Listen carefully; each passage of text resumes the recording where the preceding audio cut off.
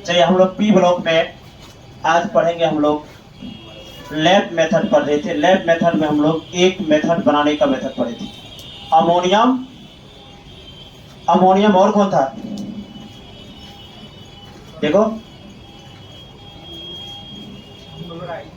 हाँ ammonium chloride और sodium nitrite.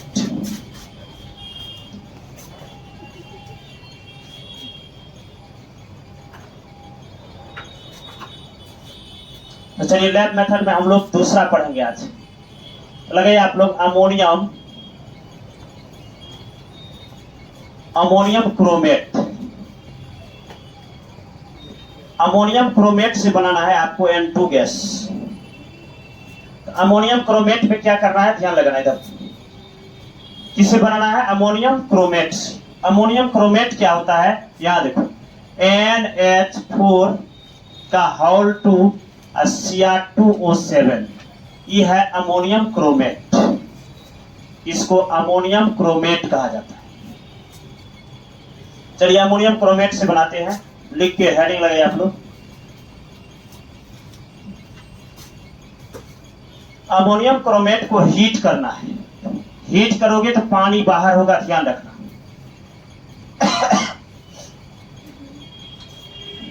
क्या ध्यान लगा तुम लोग, सब लगाया हेडिंग।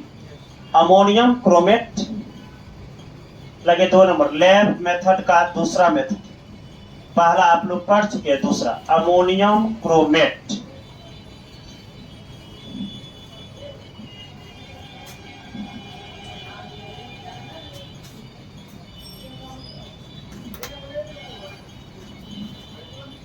Ammonium chromate.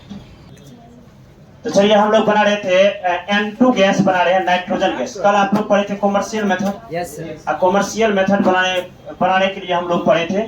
जो कॉमर्शियल मेथड में आप लोग पढ़े थे, लिक्विड एयर को जमा करना पड़ता है।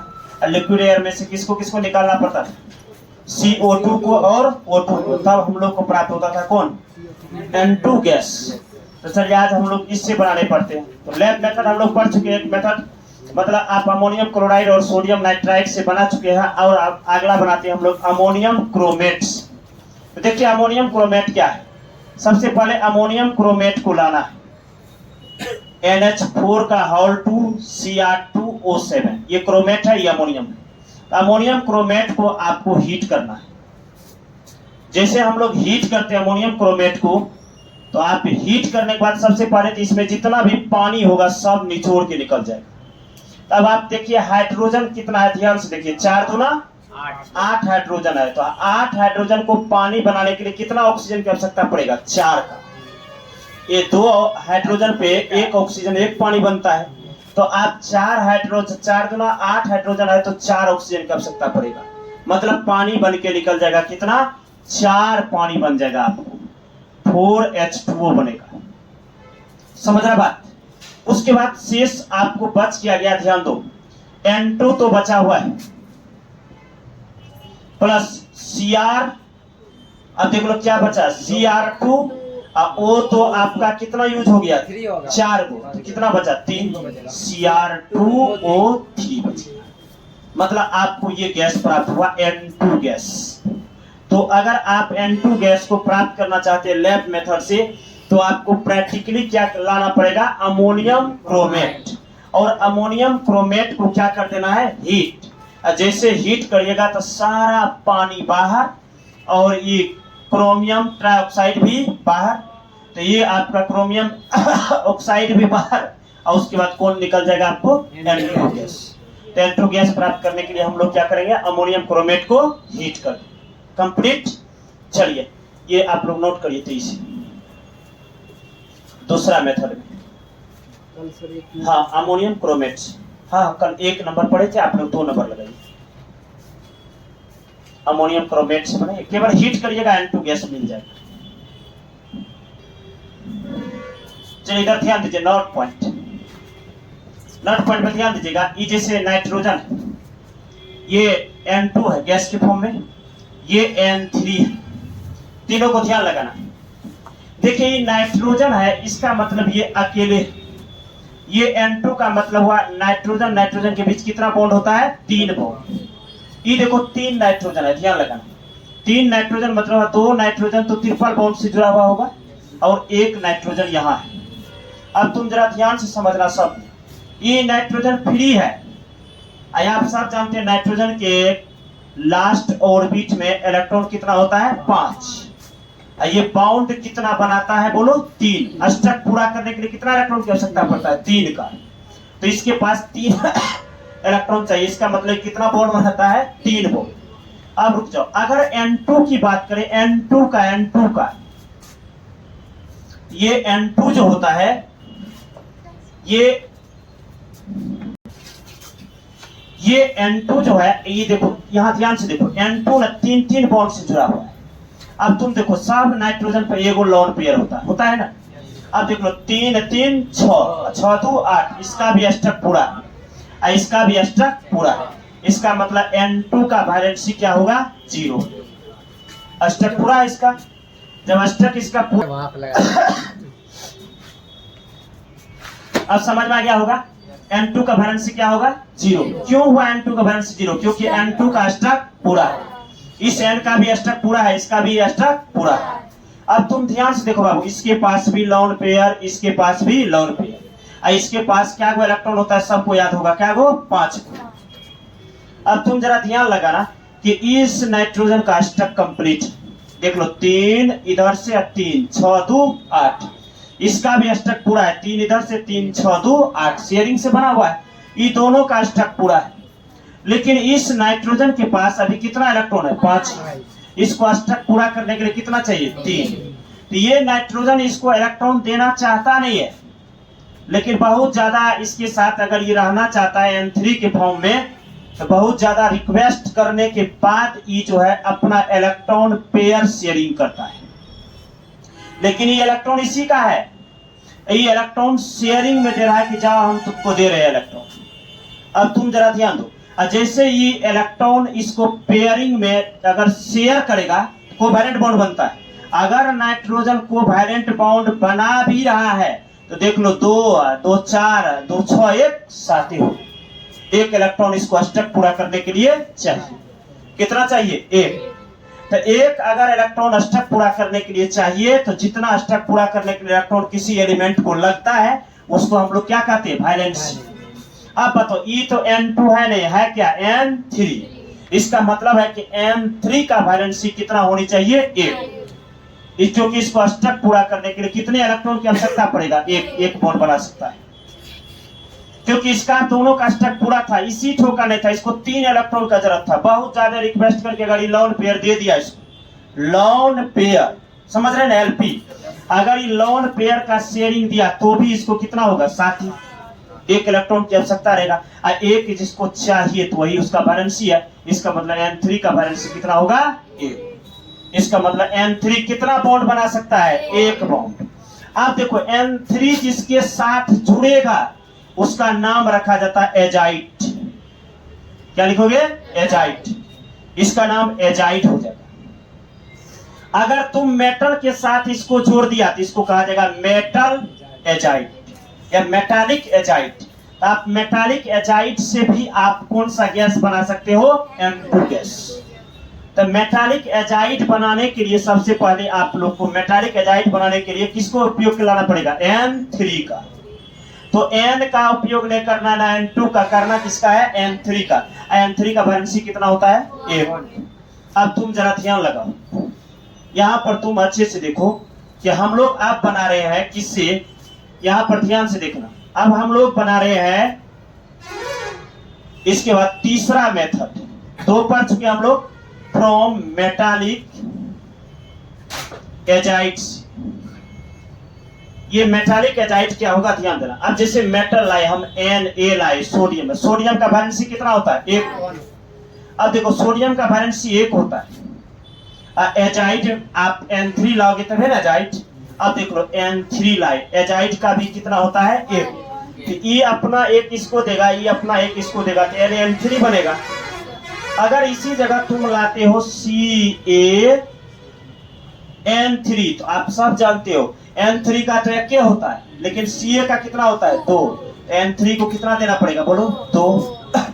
अगर आप Mg लाते हो, बताओ mg लाओगे तो mg का भी कितना होता है 2। तो देखो N3 को कितना देना पड़ेगा 2। अगर आप Al लाते हो, एल्युमिनियम लाते हो, तो एल्युमिनियम का कितना होता है 3। इसका मतलब इस N3 को कितना देना पड़ेगा 3। क्यों इसका क्यों नहीं इसको देख, क्योंकि सबका कितना होता है 1।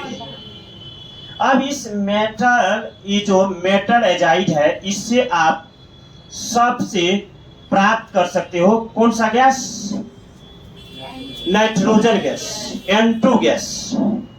अब इस सब मेटल एजाइड को आप हीट करते जाओ, N2 गैस निकलती जाएगा। सबको हीट करोगे N2 गैस प्राप्त। अब जैसे हीट करोगे तो ध्यान देना, बैलेंस करना पड़ेगा। अब जैसे हीट किए तो हमको प्राप्त होगा कौन सा गैस, N2 गैस, और आपको मिलेगा सोडियम।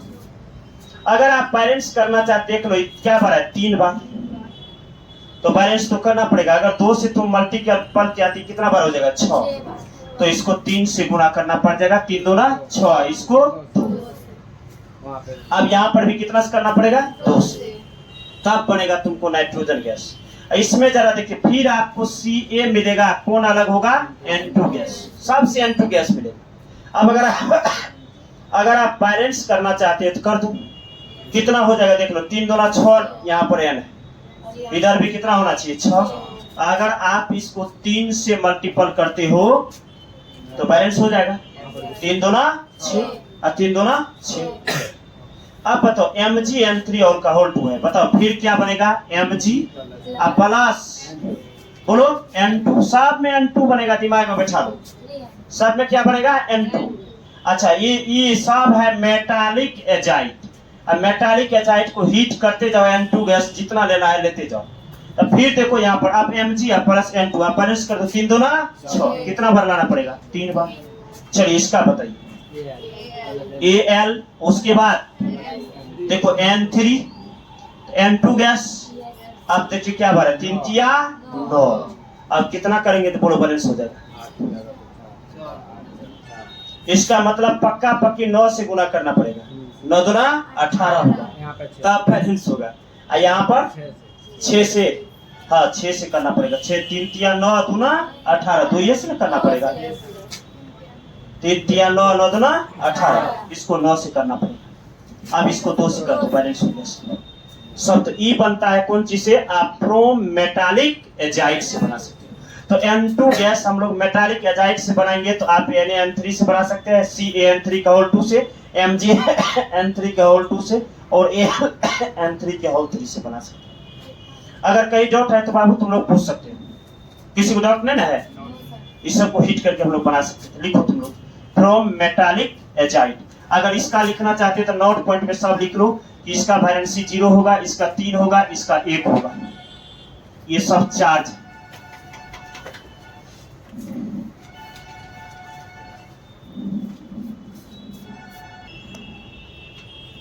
ओके, यहाँ पर सब हीट लगा देना,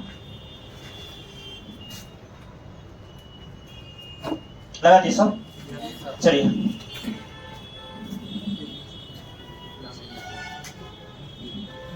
देखो, ये सब मेथड जो है, ये देखो यहाँ पर नाइट्रोजन को शुद्ध अवस्था में प्राप्त करने का सबसे बेस्ट मेथड कौन, ये फ्रॉम मेटालिक एजाइड। ये तो बनता है प्रयोगशाला में, लैब में हम लोग इससे बनाते हैं मेटालिक एजाइड से। जैसे आप इससे पहले अमोनियम क्रोमेट से बनाई थी, सब लैब मेथड। उससे पहले अमोनियम क्लोराइड और सोडियम नाइट्राइड से बनाई थी, सब लैब मेथड है, लैब में बनाया जाता है। तो इससे आपको प्योर अवस्था में नाइट्रोजन प्राप्त होगा। इसी के नीचे आप लोग लिखिए, इस मेथड से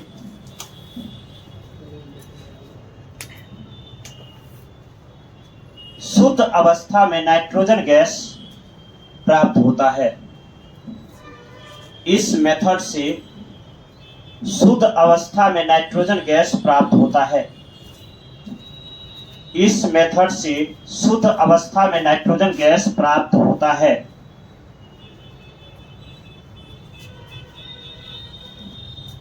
इस मेथड से शुद्ध अवस्था में नाइट्रोजन गैस प्राप्त होता है।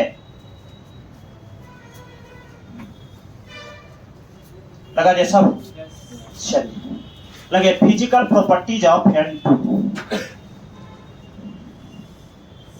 Physical properties of N2। N2 gas, nitrogen gas का भौतिक गुण, नाइट्रोजन गैस का भौतिक गुण, नाइट्रोजन गैस का भौतिक गुण,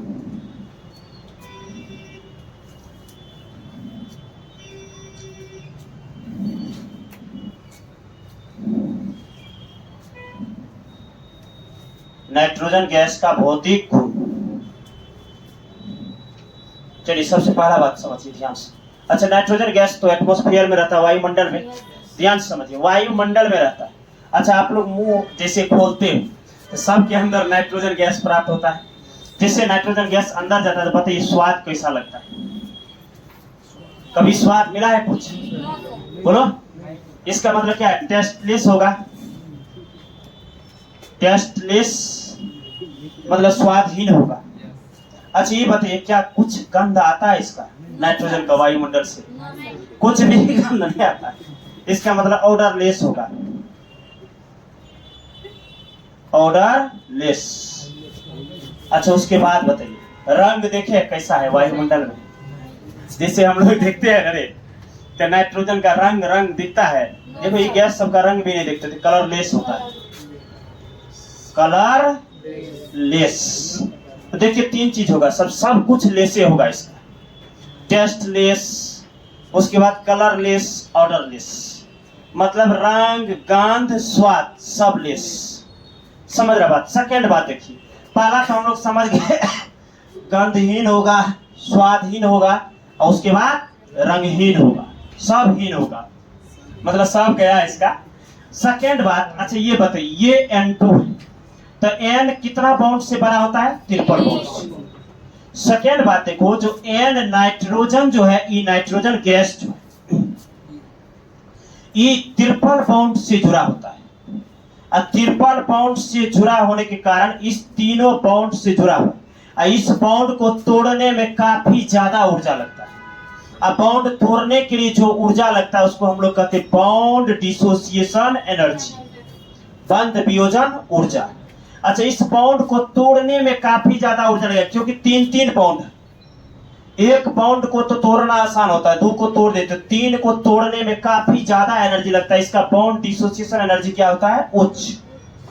अगर बंध वियोजन ऊर्जा उच्च हो गया, बॉन्ड तोड़िए नहीं पाएगा, तो ये बताओ N2 दूसरे से रिएक्शन कर पाएगा? जल्दी नहीं कर पाएगा।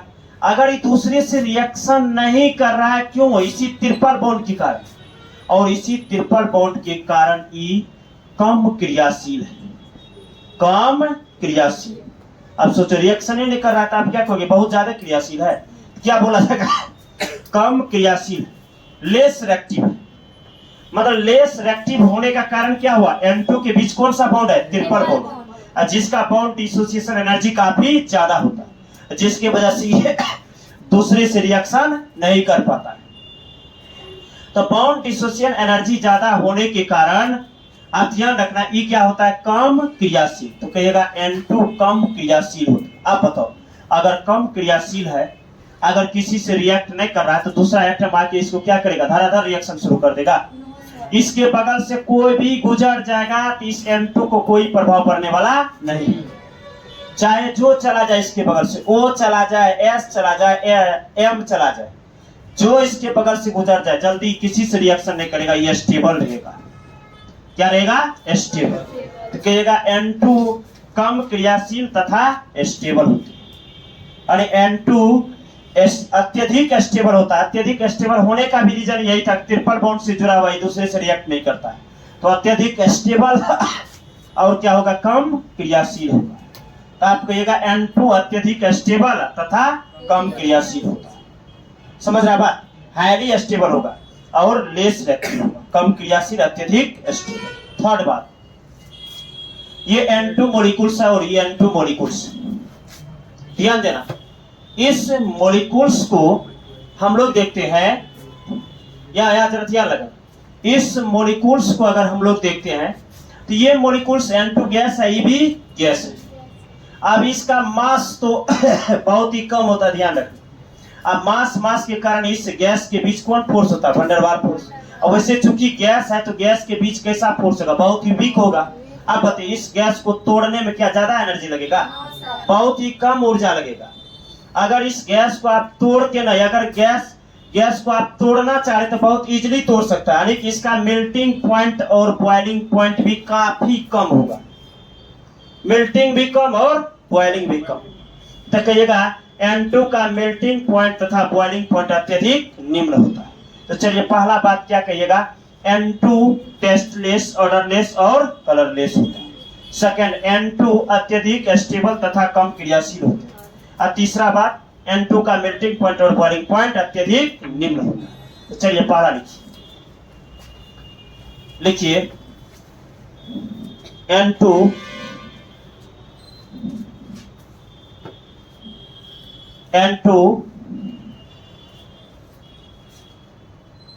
लिखा है। N2 रंगहीन कोमा गंधहीन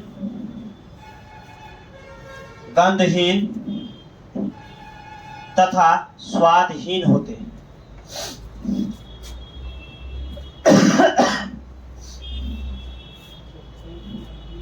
गंधहीन, रंगहीन तथा स्वादहीन होते हैं। सेकंड लिखिए दूसरा, N2 अत्यधिक स्टेबल, N2 अत्यधिक स्टेबल तथा कम क्रियाशील होते हैं। N2 अत्यधिक स्टेबल तथा कम क्रियाशील होते हैं। N2 अत्यधिक स्टेबल तथा कम क्रियाशील होते हैं। चलिए तीसरा नंबर, 3 नंबर बोले, लिखिए तीसरा।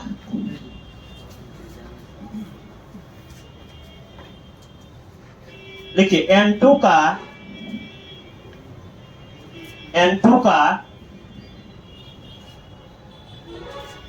मेल्टिंग पॉइंट तथा बॉइलिंग पॉइंट अत्यधिक निम्न होता है। N2 का मेल्टिंग पॉइंट तथा बॉइलिंग पॉइंट अत्यधिक निम्न होता है।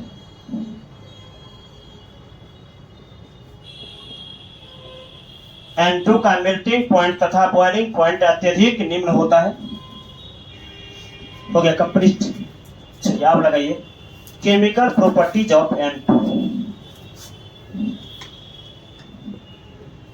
Chemical properties of N2।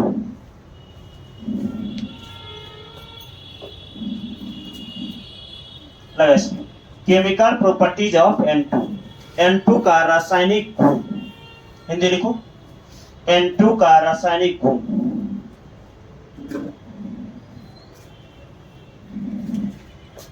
N2 का रासायनिक गुण अब तुम लोग समझ चुका है। N2 में दोनों N कौन बाउंड से जुड़ा होता है? Triple bound. ट्रिपल बाउंड का बाउंड डिसोसिएशन ऊर्जा काफी अधिक होता है, जिसे तोड़कर ही दूसरे से रिएक्शन नहीं कर पाता है। कमरे की ताप पर तो बात ही नहीं करो, कमरे के ताप पे तो कभी नहीं रिएक्शन करेगा। कमरे के ताप पर अगर रूम टेम्परेचर पे तुम N2 को ला के रख दिया और दूसरे से रिएक्शन कराना चाह रहे हो तो कई वर्ष बीत जाएगा, कभी रिएक्शन ही नहीं होगा। तो N2 कभी कमरे के ताप पर या रूम टेम्परेचर पर रिएक्शन नहीं करेगा।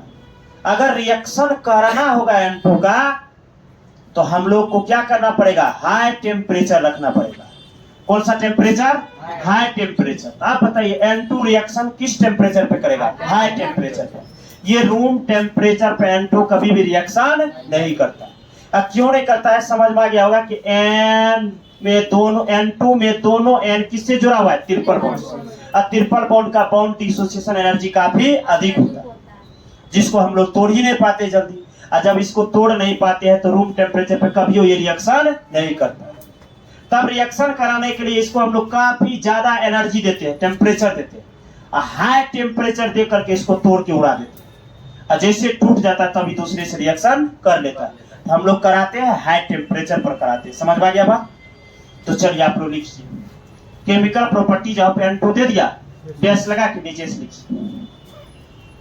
लिखिए N2 में दोनों N2 में दोनों N2 में दोनों N ट्रिपल बॉन्ड के द्वारा जुड़े होते हैं, ट्रिपल बॉन्ड के द्वारा जुड़े होते हैं,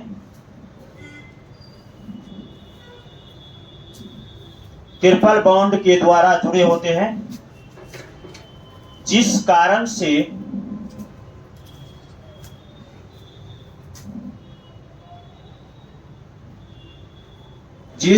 से लिखा N2 का,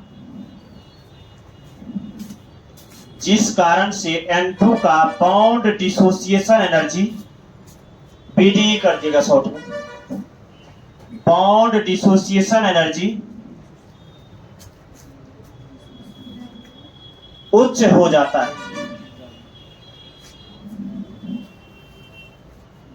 उच्च हो जाता है,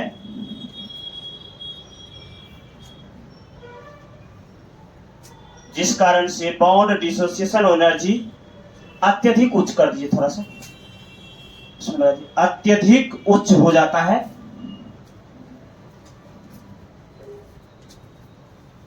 अत्यधिक उच्च हो जाता है, जिस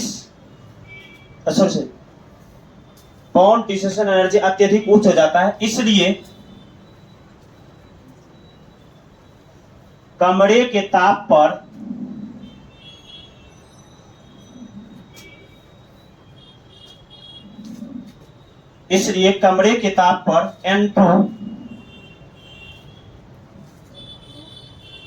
N2 रिएक्शन में भाग नहीं लेते,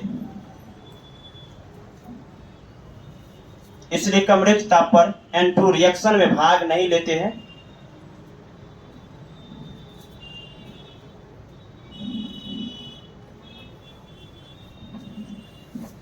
पैराग्राफ चेक कर लीजिए,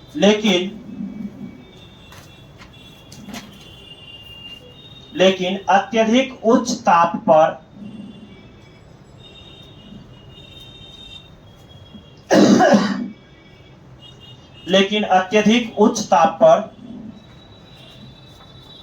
अत्यधिक उच्च ताप पर N2 कुछ अभिक्रियाएं में भाग लेते हैं, कुछ अभिक्रियाएं में भाग लेते हैं,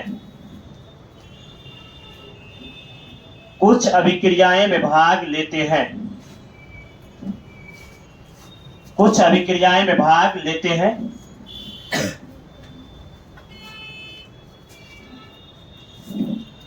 जैसे याद रखो reaction with metal, reaction with metal, इसको नंबर 1 करिएगा केमिकल प्रॉपर्टीज में, रिएक्शन विद मेटल, मेटल के साथ रिएक्शन N2 का, लेकिन कमरे के ताप पर नहीं, हाई टेम्परेचर पर। ये सोडियम मेटल के साथ N2 की अभिक्रिया, कैल्शियम मेटल के साथ N2 की अभिक्रिया, Mg मेटल के साथ N2 की अभिक्रिया, एल्युमिनियम मेटल के साथ N2 की अभिक्रिया, ये सारा रिएक्शन तो होगा मेटल के साथ, लेकिन सब मेटल के साथ होगा, लेकिन कितना टेम्परेचर पे होगा? हाई टेम्परेचर, हाई टेम्परेचर, ये भी होगा हाई टेम्परेचर, ये भी होगा हाई टेम्परेचर। अब आप लोग बताइए कैसे होगा रिएक्शन, किस पर होगा? हाई टेम्परेचर पर। तो चलिए तेज देखिए, अब आप सब जानते हैं कि इसका चार्ज कितना होता है, +1, N2 का कितना होता है, जल्दी बताइए। N का हाई टेम्परेचर पे दीजिएगा तो N2 टूट न जाएगा, ट्रिपल बॉन्ड टूट जाएगा, क्या बचेगा? N ही ना। तो N का कितना चार्ज होता है? 3 ना। इसका कितना होता है? 2, इसका 3, इसका 2, इसका 3, इसका 3, इसका भी 3। अब चलो बताओ, Na इसका 3 इसको दीजिएगा, इसका 1 इसको देना पड़ेगा, क्या बन जाएगा Na3N। अब बैलेंस करना होगा तो बैलेंस कर देना सबको। इसमें बताइए क्या होगा, Ca3N2। N2 हो जाएगा, कहाँ पे N2 नहीं होगा, बैलेंस करना। N टूट जाएगा तभी ना रिएक्शन करेगा। ये तो मॉलिक्यूल्स ना हो गया N2। कोई मॉलिक्यूल्स रिएक्शन में कभी भाग लेता है? ये तो एटम बनेगा। पहले N2 जो है N टूट जाएगा तब नहीं N रिएक्शन में भाग लेगा। तो रिएक्शन में कौन भाग लेता है? एटम। पढ़ा है ना? अभिक्रिया में भाग लेने वाले पदार्थ कौन होता है? एटम। और रिएक्शन में भाग नहीं लेने वाला मॉलिक्यूल्स। तो N2 तो कभी जिंदगी में भाग नहीं लेगा, तो कौन भाग लेगा? N। तो ध्यान देना, चार्ज को एक्सचेंज करते जाओ, सबका बनते जाएगा। इसको एक्सचेंज करो, क्या Mg3N2। इसका करो Aln बनेगा, बस। अब देख लो, क्योंकि 3 सेम है। अब तुम बैलेंस करना चाहते तो कर दो। देखो 2 नाइट्रोजन है, इधर भी कितना है? 2। तो इधर भी कितना होना चाहिए? 2। अगर तुम 2 नाइट्रोजन करते तो सोडियम कितना हो गया? 6। इसको 6 से गुणा करना पड़ेगा। अब देख लो, यहाँ पर नाइट्रोजन 2 है, यहाँ भी 2 है, लेकिन कैल्शियम 3। अगर इसको तुम 3 कर देते हो तो बैलेंस हो गया। अब यहाँ देख लो, ये Mg3 है तो इसको 3 करना पड़ेगा। ये देखो, ये दोनों में देखो, दोनों बैलेंस ही है। एक ही है, इधर 2 है, इसको 2 से गुणा कर दो, यहाँ पर 2, सब बैलेंस हो गया। मतलब मेटल से रिएक्शन किया, लेकिन कब किया? हाई टेम्परेचर पर। कौन टेम्परेचर पर? High temperature. समझ में आ रहा है? चलो नोट करो।